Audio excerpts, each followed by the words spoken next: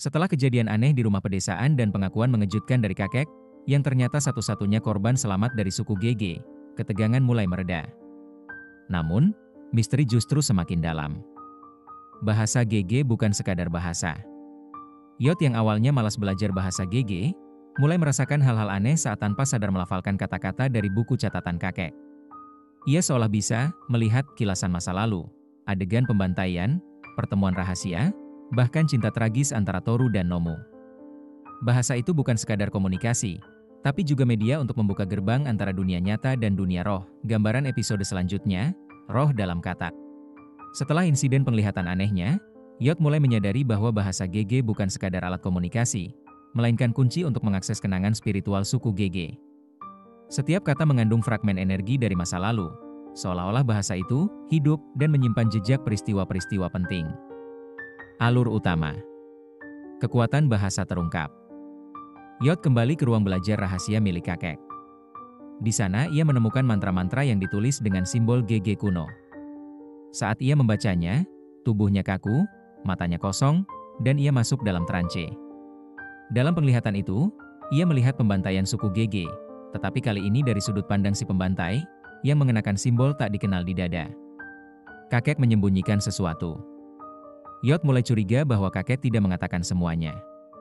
Dalam satu penglihatan, ia melihat kakeknya muda sedang bernegosiasi dengan orang luar. Siapa mereka? Mengapa kakek terlihat cemas? Saat ditanya, kakek hanya berkata, ada kebenaran yang tidak boleh dibuka, karena bisa membangunkan yang seharusnya tetap tidur. Munculnya makhluk penjaga.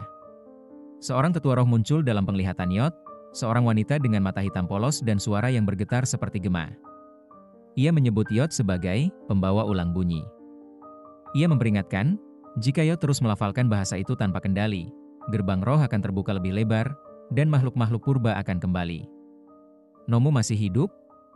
Yot melihat gambaran samar tentang Nomu yang tua, duduk di gua yang dipenuhi simbol GG. Apakah dia masih hidup? Atau itu hanya jiwa yang terikat? Atmosfer semakin mistis, seperti campuran thriller spiritual dan drama sejarah. Bahasa menjadi alat yang berbahaya namun perlu, dan Yot berada di persimpangan, melanjutkan dan membuka kebenaran, atau berhenti dan membiarkan sejarah tetap terkubur. Kutipan pembuka, dan bahkan monolog internal Yot saat ia mengalami penglihatan itu. Mau dilanjutkan ke situ? Tentu. Berikut kelanjutan ceritanya. Episode berikutnya, roh dalam kata. Kutipan pembuka, dalam tiap kata yang terucap, ada jejak jiwa yang pernah hidup. Dan dalam tiap diam, ada roh yang menunggu disebut namanya kembali. Malam itu hening. Yot duduk sendiri di dalam ruang belajar kakek. Dinding kayu tua dan bau kapur sirih dari rak buku membuat suasana terasa kuno dan asing. Buku catatan kakek terbuka di hadapannya, memperlihatkan tulisan tangan miring dengan tinta yang telah memudar.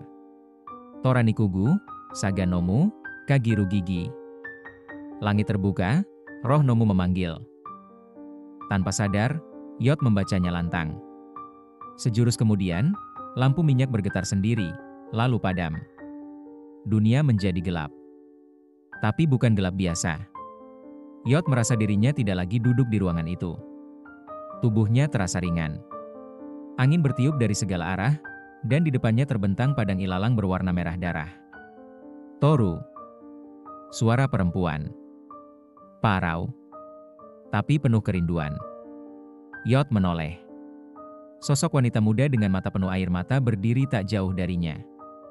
Ia mengenakan kain tenun khas GG dan menggenggam seutas gelang manik-manik. Itu Nomu. Namun, ia tidak melihat Yot. Ia menatap seseorang di balik kabut. Lalu, terdengar jeritan. Jeritan yang tak manusiawi. Di langit, kilatan merah menyambar turun, dan ribuan suara menggema. GG. GG. Kagigi. Yot tersentak. Ia kembali ke ruangan itu, terengah-engah. Tangan gemetar. Namun, sesuatu ikut kembali bersamanya. Keesokan paginya, kakek sedang duduk di beranda, memandangi hutan di kejauhan. Wajahnya murung, seperti tahu apa yang terjadi. Kau sudah membacanya, ya? Aku lihat Nomu. Kau tak seharusnya menyebut namanya tanpa restu. Setiap nama yang disebut adalah undangan. Kakek mengangkat lengan bajunya. Ada tanda merah menyala seperti luka bakar di lengannya, berbentuk simbol GG kuno. Ia menatap Yot penuh peringatan. Jika kau terus melanjutkan ini, Yot, kau akan mewarisi bukan hanya bahasanya, tapi juga kutukannya. Di malam berikutnya, saat Yot mencoba tidur, ia mendengar sesuatu dari luar jendela. Bukan binatang. Bukan angin. Itu suara bisikan dalam bahasa GG. Dan suara itu mengucapkan namanya. Yot. Yot. Kamiga, Kagigi, Yot. Penjaga terakhir kembalilah.